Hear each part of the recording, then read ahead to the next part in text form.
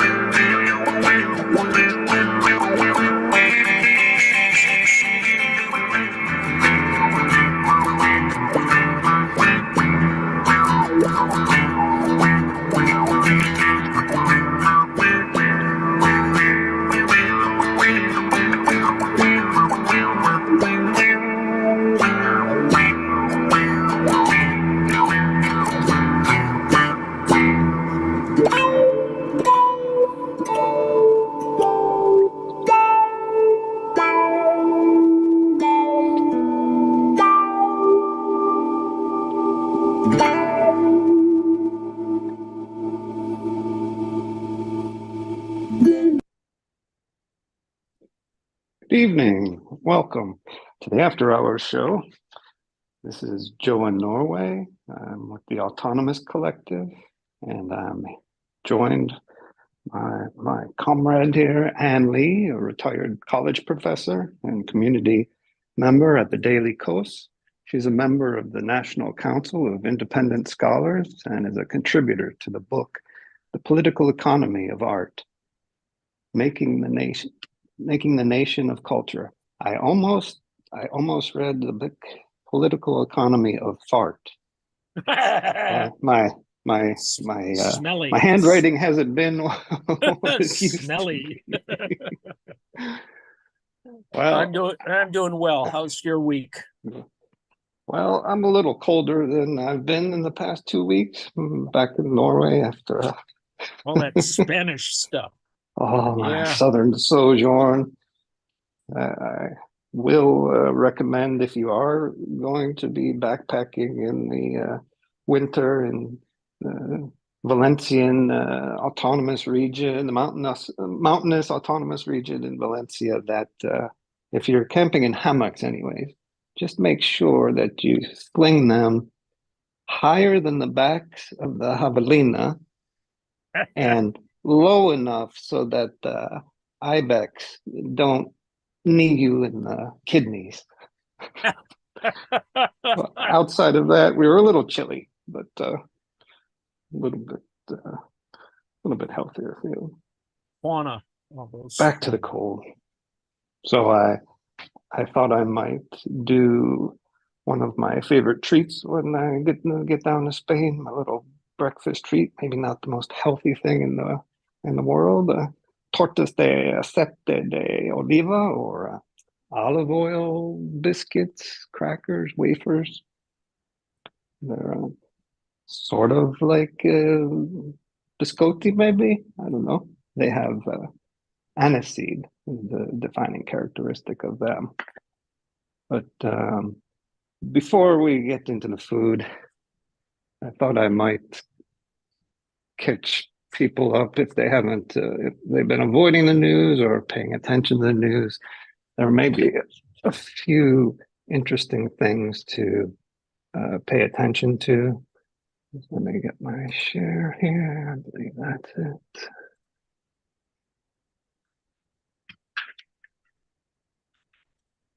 I don't want to talk too much about these things, but obviously there's massive ongoing catastrophe in Gaza in terms of the starvation levels.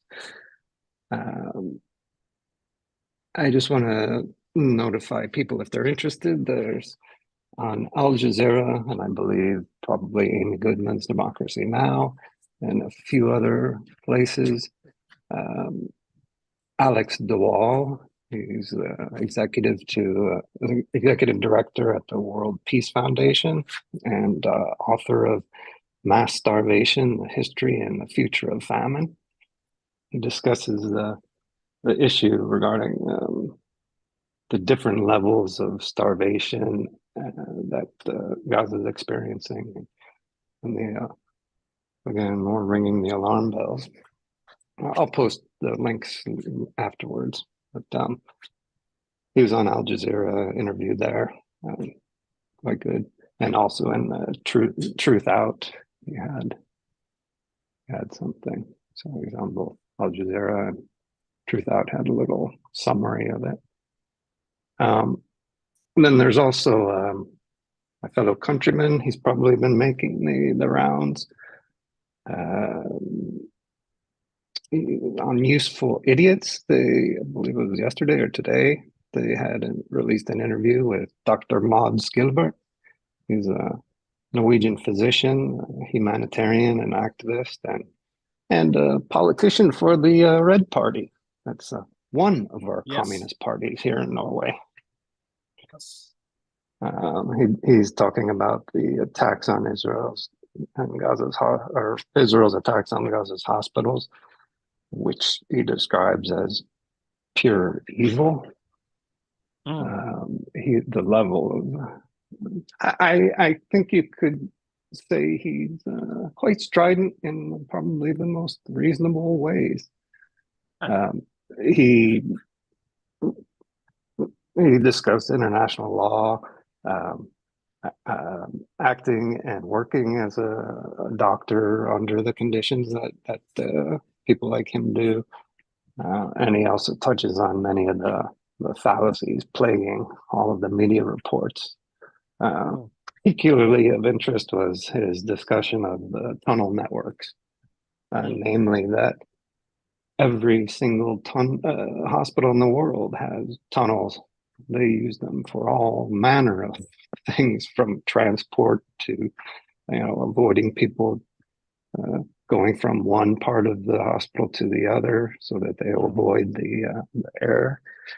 It was kind of, really infuriating stuff.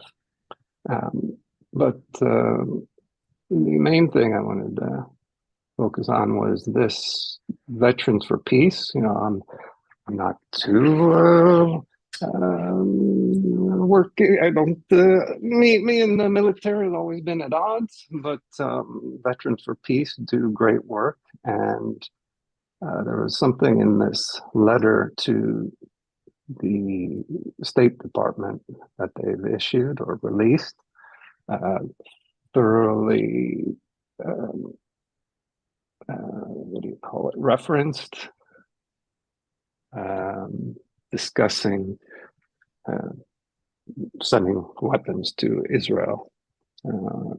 Just want to read a few brief points from it. It's basically their warning to the State Department. By this letter, we are putting the State Department on notice that Veterans for Peace believes there are credible reports of genocide and violations of human rights laws, and treaties being perpetrated by Israel, and that those crimes are being enabled by past and contemplated provision of weapons and munitions to Israel by the Department of State. We further believe that certain of the employees of the department have intentionally and materially failed to discharge their responsibilities under the Foreign Assistance Act, the Arms Export Control Act, and Leahy laws. And as a result, employees of the department may be culpable of genocide and of breaking other criminal laws. Finally, given the seriousness of the above allegations and the current level of offensive Israeli military hostilities, which have been enabled with U.S. munitions, we demand that any and all present and future deliveries of military weapons and munitions to Israel be suspended until the State Department conducts a full investigation of possible violations of U.S. law.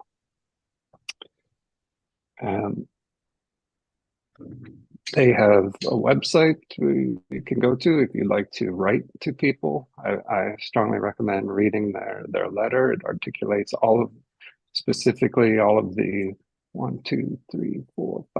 6 US laws that they believe the government's in contravention of. And if there's anybody that is a OSINT nerd, maybe you could track down some of the people who are involved in these shipments and write to them, let them notify them that they might be culpable in the future, or at minimum, may not be able to. Somewhere in Europe in the future.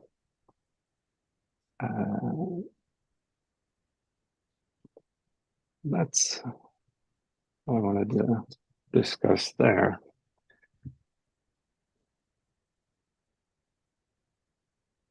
Before we get to keep reminding them. Yeah. No, it's just important to remind our governments what they're doing about that they need to be accountable for that. And what struck me about this letter is that it's coming from the U.S. organization, and they're articulating U.S. law that the government is in contravention of. And since the U.S. doesn't subscribe to the International Criminal Court, which has its ruling, and they'll just ignore whatever ruling comes out of there, most likely. This is something that activists can chew on and direct towards their activism, I think. Seems important. Yes. Yeah. It's not locally. But before we get on to more war, I thought I'd go over tortas de aceite. So they're nice, crisp crackers that go well with your cafe solo or your espresso.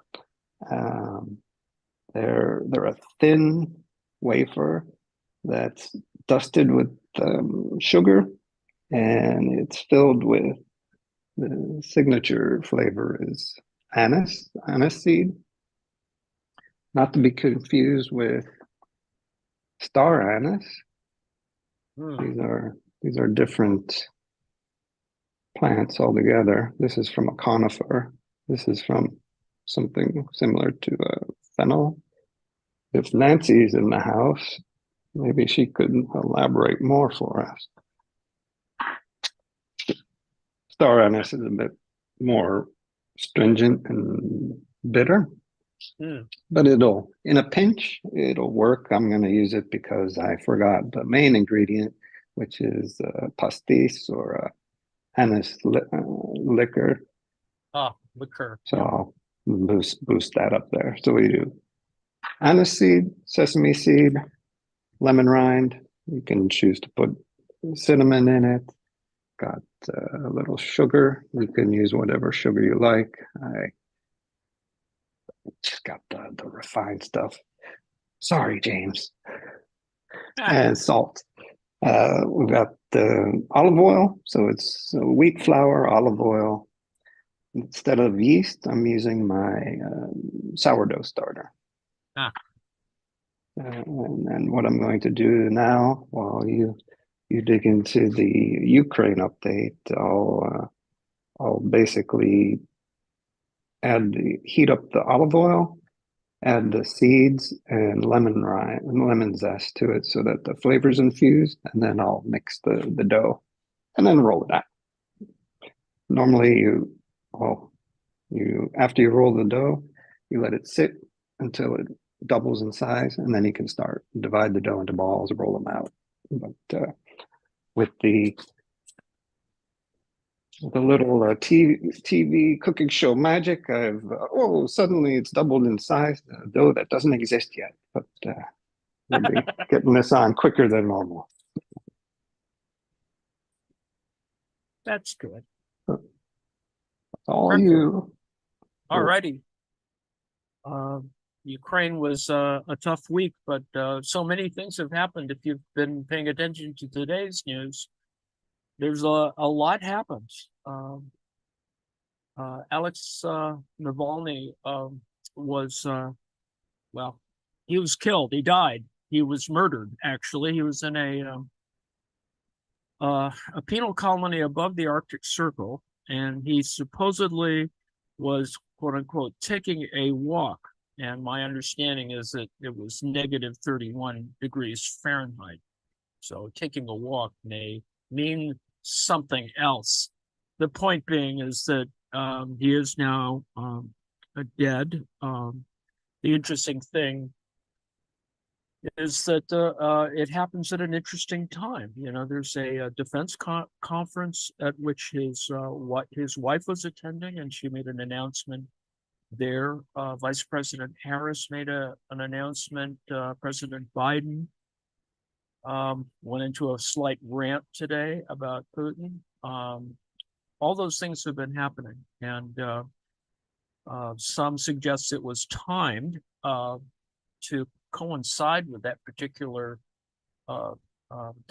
Western Defense Conference to sort of warn the West as usual.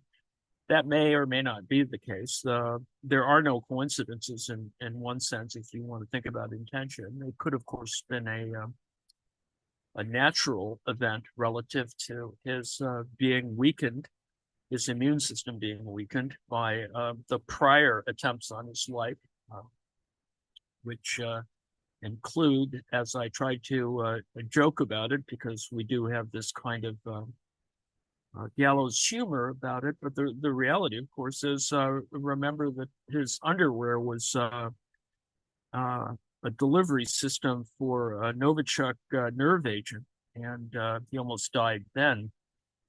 Delivering it by underwear always seems weird, and so it's kind of like a very bad Yakov Smirnoff joke, you know, where underwear poops you in Russia. But anyway, the idea, of course, from a Smirnoff point of view, is that Alexander Smirnoff, another Alex, it's a tale of two Alexes, the whistleblower who produced evidence that the House of Representatives Oversight Committee has been using to base its impeachment of President Biden on, was arrested and for fabricating, making false statements. The whole thing blew up.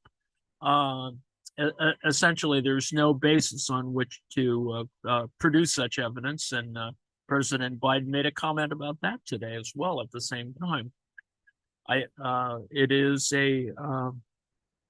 It's horrible that Alex Navalny dies in his 40s. I mean, he sort of was a nativist in that sense from the Russian point of view, but he was an opposition figure. It was clearly about democracy for him, and but he had made a lot of enemies, including an earlier event that I will comment on just for a second, which you should think about in terms of the larger picture of what's going on. He embarrassed some oligarchs. Well, he's always been embarrassing oligarch by revealing some of their dalliances with sex workers. And so he did a whole thing on that a couple of years ago, which did, made 60 Minutes and a variety of other things. I urge that you sort of review some of that, because in fact, those are the kinds of things that got him in trouble, that got him imprisoned he was supposed to spend, I can't remember, is it 20 years or 13 years in prison for one assumes a trumped up embezzling charge, but it's essentially the suppression of political opposition, because the Russian elections are coming up, I think in March. And so all of these things are happening at the same time. And obviously, and the way the reporting is going now from Russia is that there's tremendous internal repression of things, of resistance and negative opinion. People who they're keeping very close track of all the people who are putting flowers at the in front of they're just dropping off flowers, not really protesting, and there's plenty of police out in front. But people in Moscow are dropping flowers in front of the FSB building. So I think everyone knows or believes that this was clearly a murderous act to kill Navalny, who came back voluntarily to Russia after the earlier nerve poisoning attack.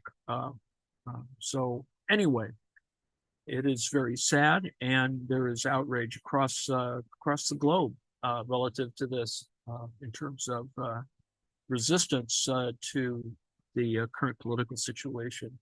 And now on to the Ukrainian war. In a similar kind of move, that is the suppression of dissent, a a declaration by the Russians to charge several people, actually several groups of people who are in the leadership in Estonia, I think, and Latvia, in the Baltic states, including the prime minister, of attacking historical memory. Now, that's a kind of interesting target. That is, if you're in another country and someone attacks the historical memory of when you used to be oppressed by someone, that raises a whole series of interesting things, particularly if you're an independent NATO nation. So needless to say, some people are already criminals in that context. No different in some ways than the controversies in the United States, where we sort of can't deal very adequately with, for example, the traitorous memorials to our own Civil War veterans, as they say. The last week in Ukraine was a pretty tough little week, but it is serious. That is, as I mentioned last time, the Russians have claimed that they have a major offensive going on. It seems no different than usual, but they are ramping up attacks in fairly serious ways in the eastern side of the battle area, in the sort of northern Luhansk area, and also in Donetsk, where Avdiivka is being attacked and may have been, as I speak now, overrun by Russian troops. But needless to say, the casualty toll is pretty much as high as it's ever been for the Russians. The ratio still remains that the Russians are always losing more. They are certainly losing more materiel. In that particular region, it is something like several times the loss of vehicles and equipment of a variety of sorts, usually in UAVs, that is, in drones, and armored personnel carriers, and a variety of other things. 1,000 personnel are getting killed in that particular context. So things are getting destroyed, whether it's artillery pieces or a raft of other kinds of vehicles. So if you look at actually the lists of these kinds of destroyed things, of the objects, there's a pretty significant list for the last week. So that's generally what's happening. There was an air alert today. Again, there was pretty much the same kind of strike packages against that were sent in at Ukraine. What's interesting, of course, is that the Ukrainians are picking their spots. Apparently, they got a drone into Kursk, which is a fair bit inland in Russia. So they managed to hit, I think, some sort of fuel refinery. There have been, of course, the usual smoking accidents that may or may not be part of sabotage within Russia. One of their major missile-producing areas, test facility for rocket engines, etc., seemed to have caught fire. It's hard to tell whether it was the Ukrainians caused it, or, as the Russians say, there was some sort of technical error, whatever that might be. In more palpable kinds of problems, another member of the Black Sea Fleet on the surface turned into a submarine this past week. A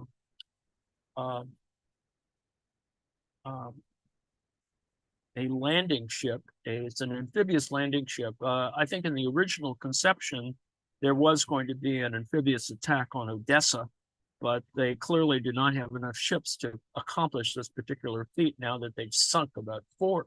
The Ukrainians have sunk 4 of them, this time with naval drones.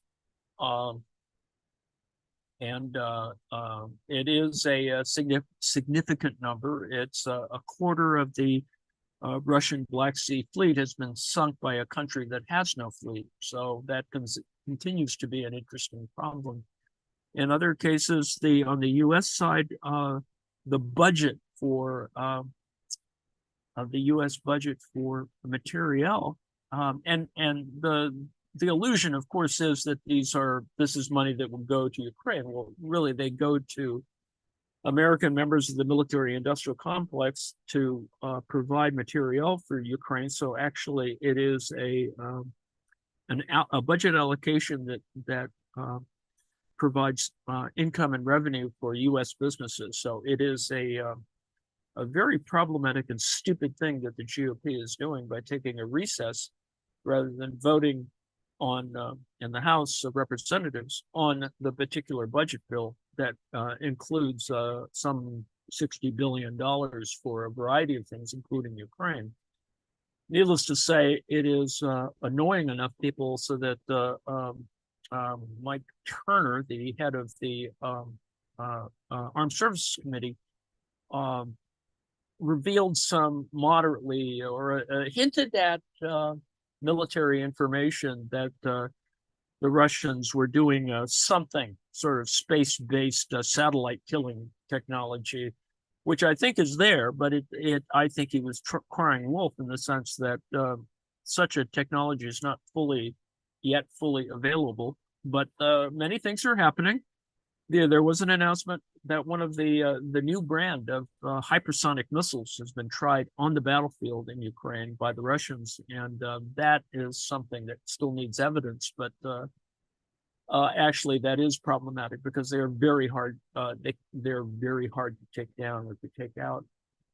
In Advika, to remind you, it's nearly the Russians have cut it in half. They control part of the southern area of Avdiivka, and there is word that the Ukrainians are retreating or they're withdrawing, and it is a strategic withdrawal. It is not a loss by any means. The point is that they fought over this same city, like Bakhmut, several times, going back and forth, and the last time, of course, was the Ukrainians pushing the Russians out. Joe, are you ready to comment again, or yeah, we just finished the dough. I've taken the one I made earlier that's risen, and I'm going to be dividing this into balls, rolling and dividing and rolling them out. Just a lot of heat generation exercise here going on. Good exercise. Reducing carpal tunnel or something.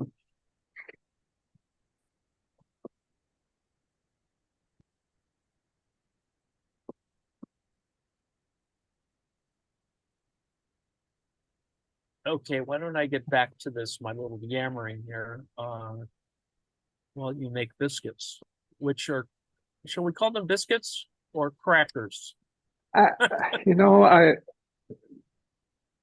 Google Translate calls them oil cakes, and that is just not really quite the translation. And they could be sandwiches. They could biscuits or something else in Spanish. There's galettes.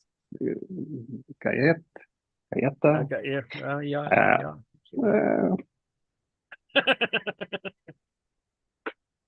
Crackers. How about crackers? Well, for Americans, that's probably the easiest thing, but I would assume they're more like they are technically crackers, sweet crackers. Yeah, so you just roll them out. Not paper thin, but pretty close.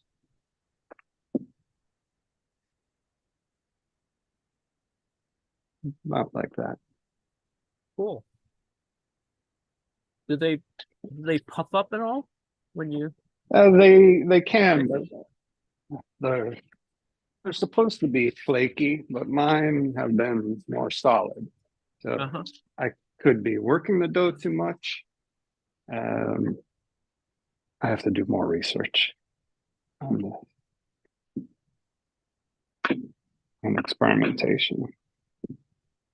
But about Yeah. that thin, and then you just place them on your baking sheet, sprinkle them with a little sugar or pencil them. You normally use egg white. I'll use oil or some other thing that I have.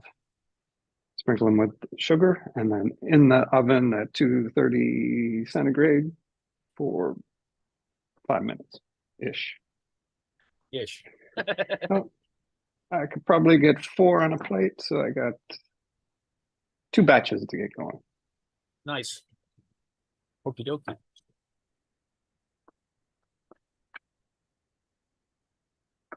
You got more Ukraine, or that was it?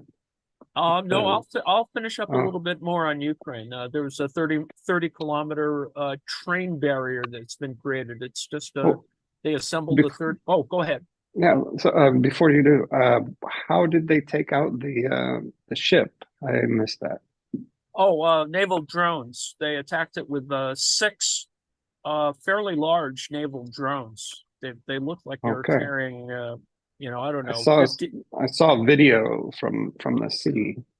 Yes, they were. It was pretty interesting. It appears as if the ship did not detect the drones coming. It didn't look Hmm. like they were firing on them at all. So that for whatever reason, they, got real close and then took the whole thing out.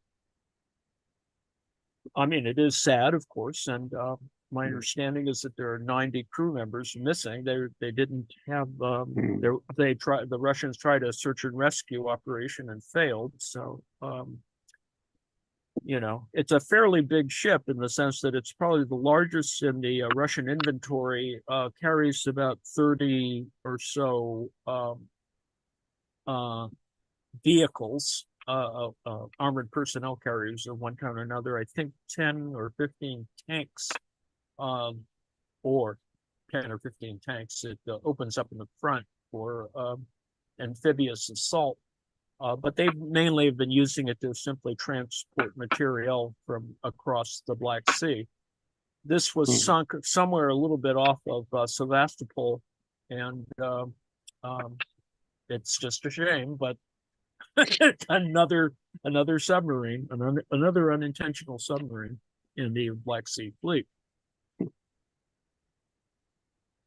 Um, on the defensive side, there's as I said, a 30-kilometer long train has been assembled. That is, they put all these box cars together, but it's a very long train.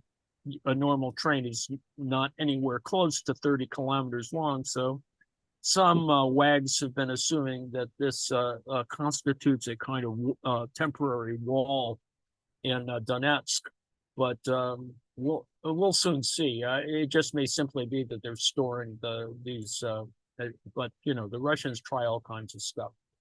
The other thing I put up this past week is the listing of the GDP contributions of NATO countries, which is pretty good actually when you consider it. The people who contribute the most to in NATO defense spending are over the 2% line.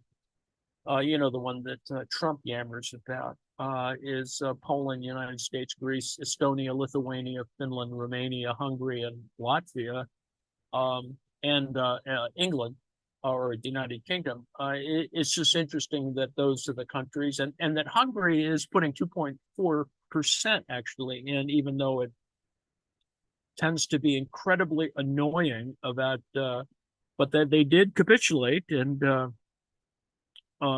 Sweden and Finland will be truly members of NATO. That their their little resistance was given up.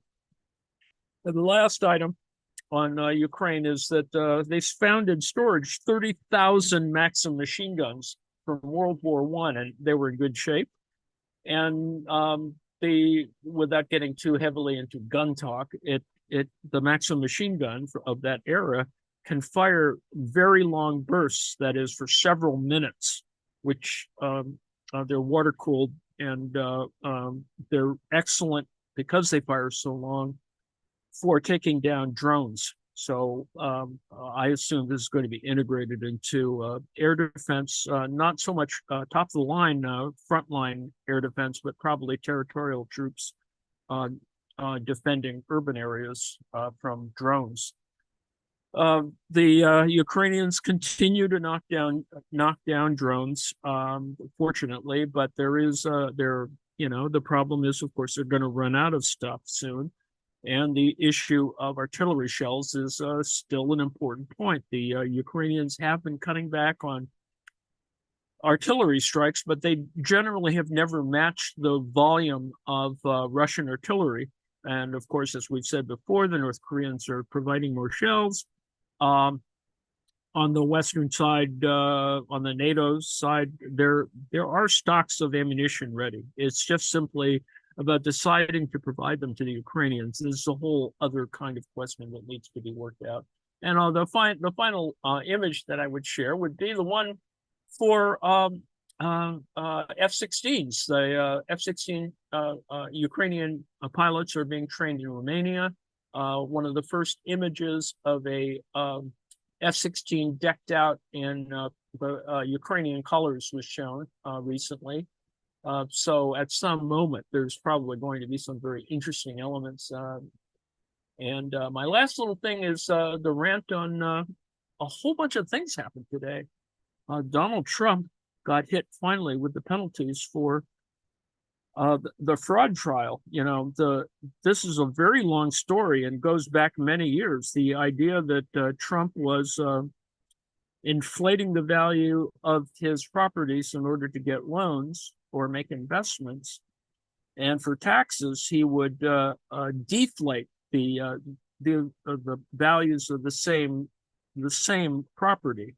So this kind of monkey business, without saying that it's standard practice, but I would assume that this some variance occurs. But he did some egregious calculating, and not to defend Donald Trump, but I think he was just simply confused that his penthouse at 10,000 square feet in Trump Tower, I think that 10,000 feet covers 3 floors rather than 10,000 feet a floor, because he would file to assess the damn thing at 30,000 square feet for a variety of reasons. And so there's, needless to say, the bill comes in at something like $453 million that he owes.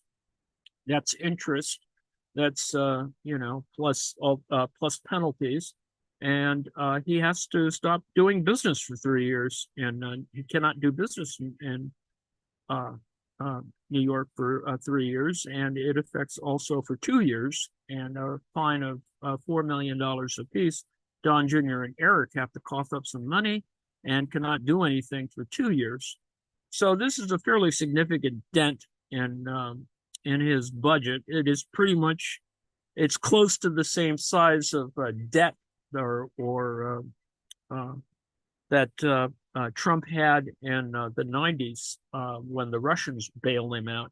Now, the issue is whether he's going to be bailed out this time by some generous Saudi or Qatari or someone from the Emirates who might want to be generous to take take advantage of his poverty. Needless to say, Trump has only sort of talked about, has fundraised from this particular activity. There was I think there was considerable interest in the 93-page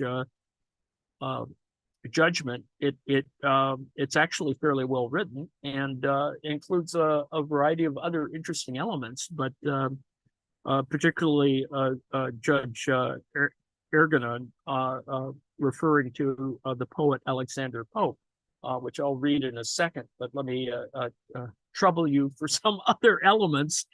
If you haven't been paying attention, you might pay attention to the attempt to discredit in the Georgia the Atlanta, Georgia RICO case that is been filed against Trump and 18 others. The latest development was that it seems pretty clear, and with all due respect to Black culture, America learned a little bit more about the differences in how stuff happens in the Deep South. With reference to a kind of callback to what I was just mentioning about memory and monuments.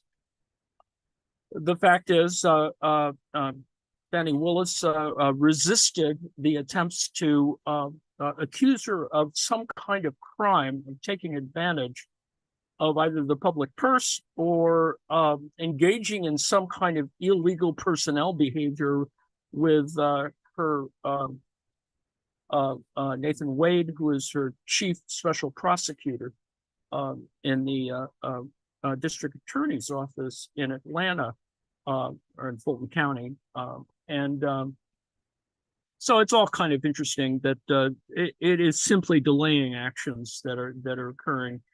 And I think it's going to be brought to a conclusion fairly quickly. The defense really had nothing to stand on, and today I think revealed that they were very, very they had centered their accusations on some books that had been written about both the case and about Trump, and so that various elements of their attack were poorly founded and in some cases actually quite weirdly discriminatory, assuming that they assume that because Fani Willis's a prior boyfriend was a DJ, that she had some connection to something, gang activity or some other deal, because that was the PR that had fronted this particular attack on her competence. And I think she showed that that really wasn't the case, and that whatever is happening, it happens because things do happen actually slightly differently. And I think that was, for me, it was very educational. It reminded me of other things that happened in my earlier life. And that it was quite fascinating to see that. Now, going back to the Trump fraud case, the fact that he owes $453 million, that does not include the $83 million from the judgment against him in terms of the defamation and E. Jean Carroll. And considering that Trump Tower is, I think, worth $160 million, $100 million of which is still debt. So $60 million E. Jean Carroll could get, conceivably could own Trump Tower at some moment, but that's neither here nor there. Needless to say, the bill is going to be fairly high. How do those things look, Joe?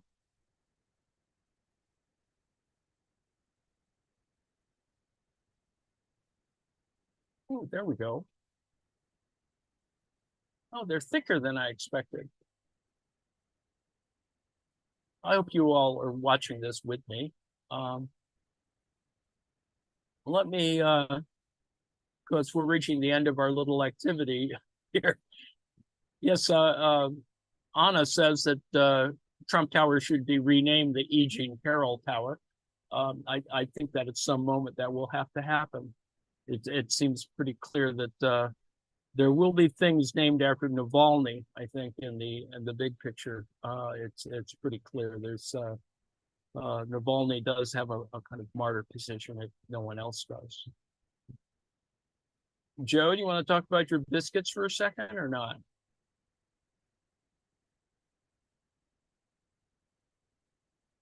Hearing nothing, I will read the last paragraph of, or the conclusion, or a conclusion, one of the conclusions in the recent fraud case.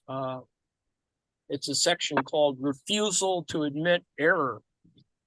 And the English poet Alexander Pope, who lived from 1688 to 1744, first declared to err is human, to forgive is divine. Defendants apparently are of a different mind. After some 4 years of investigation and litigation, the only error, inadvertent of course, that they acknowledge is the tripling of the size of the Trump Tower penthouse, which cannot be gainsaid. That's very nice.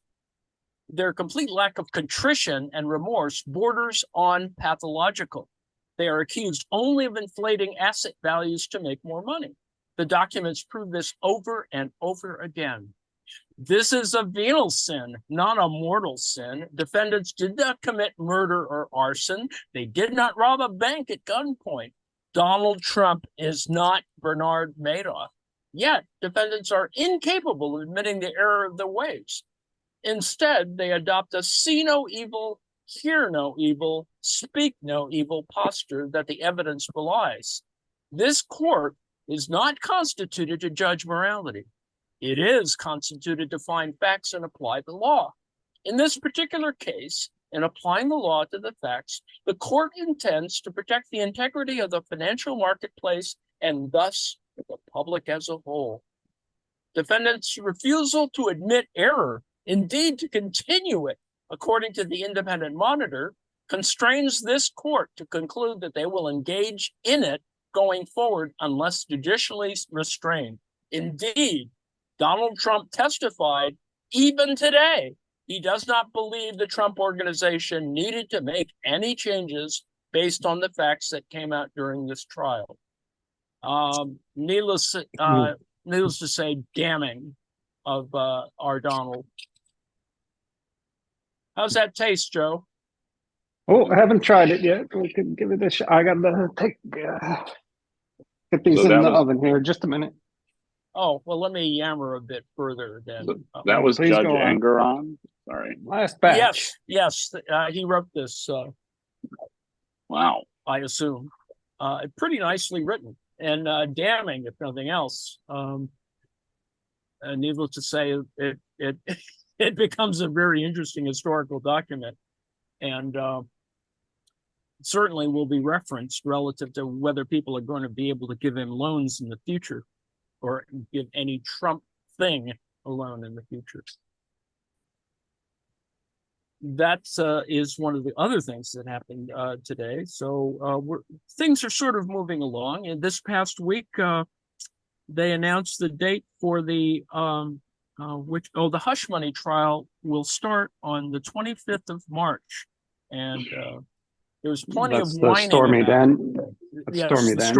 The Stormy Daniels hush money case, which is finally come to the Stormy Horseface Daniels. Get it right. The background to the case is really fascinating because not enough is talked about, the attempt of his one of his security guys to intimidate her, and a whole bunch of other things are part of the story that don't enter in some of the certainly some of the case records, the evidence stream, but it is fascinating, and we'll see. And it is a criminal trial, so we're going to see some fireworks, perhaps. If wasn't the hush money election related? It was election related.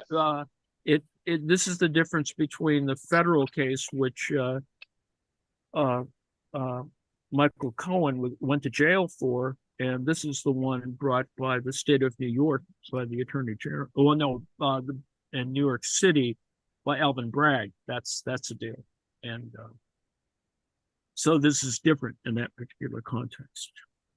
So this is a civil case. It's not a. No, this is not a criminal. I think it is a criminal case. Oh, this that's is right. a criminal Sorry. case. Never So mind. Can't keep them all straight.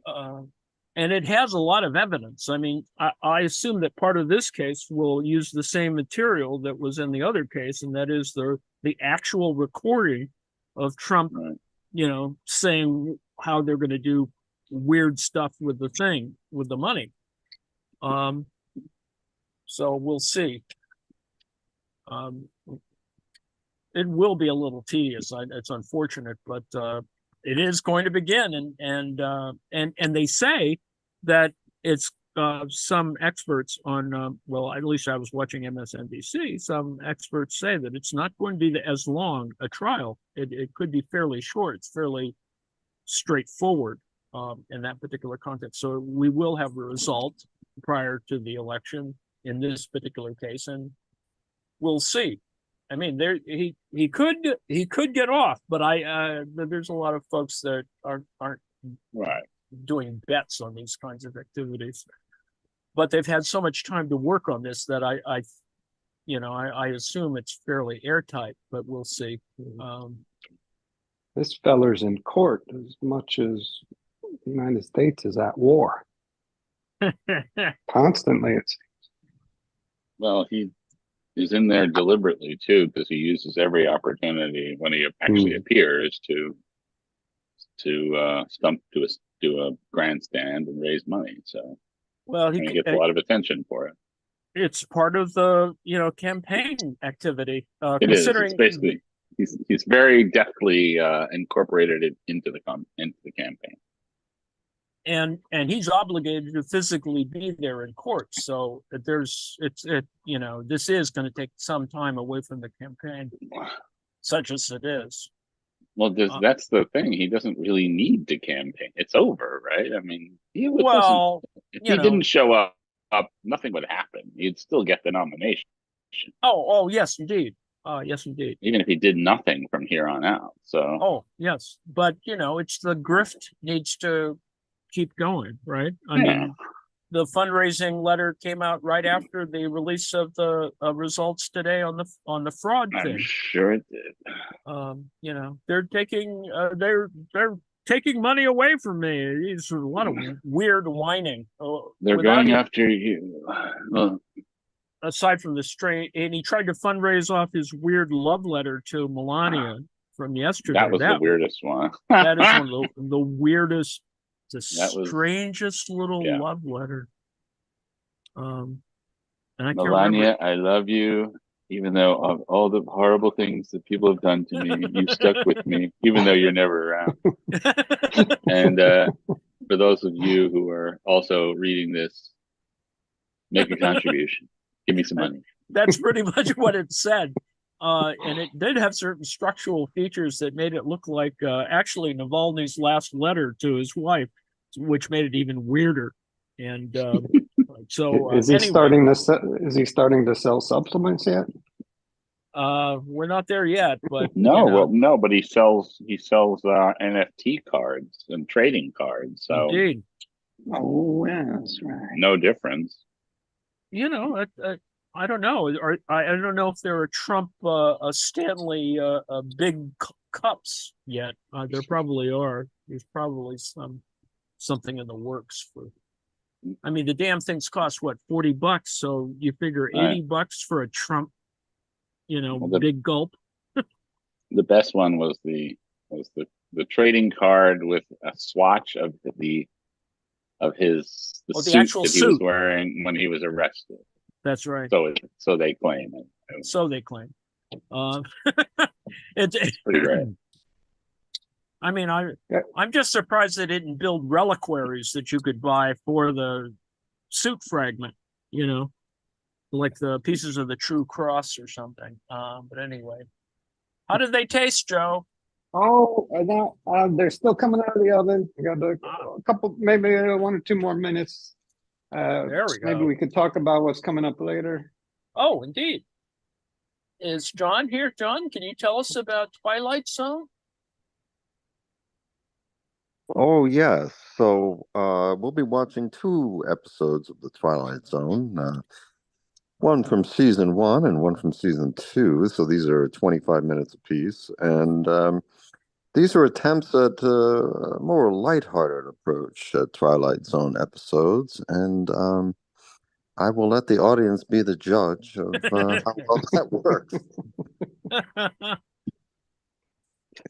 They do have some good stars in them, though. They have Jack Warden in the first, and very fine actor, and also Burgess Meredith in the second, along with Don Rickles, you hockey puck. The penguin and hockey pucks. Yes, Yeah. indeed. Yes.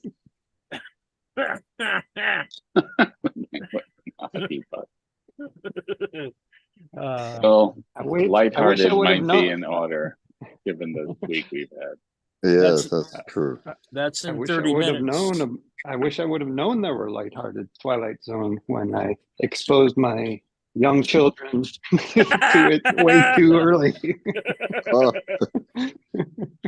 well, when you see these, you might change your position on that. Indeed. Well, there was humor in the 1960s. Yes, there was. Yes. Hard to tell sometimes. Those look very crisp, Joe. Are they supposed to be that well done? They're supposed to have a kind of uneven, rustic look to them. So kind of have to. They're still too warm. Oh, they won't snap.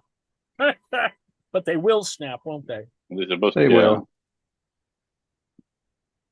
You can see Are they the sweet? seeds? Yeah, they're well. They look like small, or not. They're tortillas, crunchy. But Think of them as wafer thin. What did I say earlier? Elephant ears. Wafer. elephant ears. Yeah, the American county fair type food. So that's what they closely resemble. They look like giant communion crackers. Yeah, so you just dust them with sugar, and you also put in anise liquor. And Anise just to flavored clarify, liquor. the correct pronunciation Pastis. is the correct pronunciation is Waffertine, I believe. Ooh. Oh, transubstantiation. Monty Python. They have a subtle anise flavor, mild sweetness, and a crisp crunch. Now, did you They put go sugar? they go Is there- nicely with coffee. Did you say you put sugar on them, or they do put sugar on them, or what? You dust them with Dust sugar. them. Okay, all right. Well, you don't have to. That's typically how it's done. No, but that's probably a nice. Yes. Olive oil crackers. Tortas de aceite de oliva. We also had Harsh was playing the second episode of the Indian doc. Harsh, are you around? Did you want to say something about it? Sure. So it's a second episode of a 50-part series called Discovery of India. So this one is titled The Beginnings, and this deals with the Indus Valley civilization. So this tells you basically it's an overview of the civilization itself, like how it started, what people used to do, and how it declined. Yep. Okay. And that will come Well- after Twilight Zone tonight. That's correct. And it's pretty, yeah, there's a lot of information in there in this Cool. one. So Well, people can get more background information. You know, you go to our website, the autonomouscollective.net. And with that, I think we're doing outro. Yes? That's it. Yes, Bye-bye. indeed. See you next week. Bye, y'all. Next week. Toodles. Bye.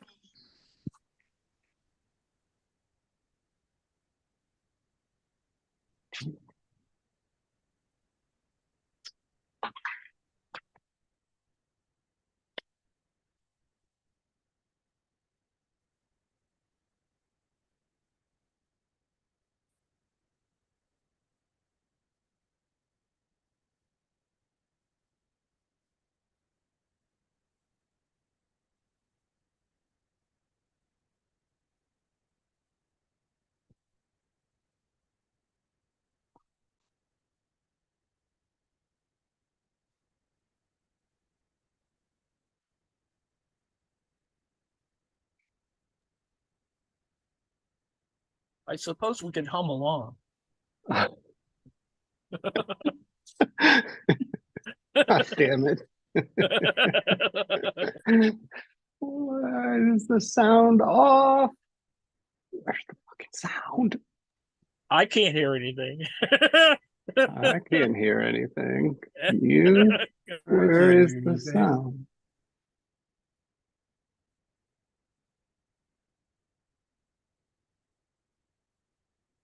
Wow.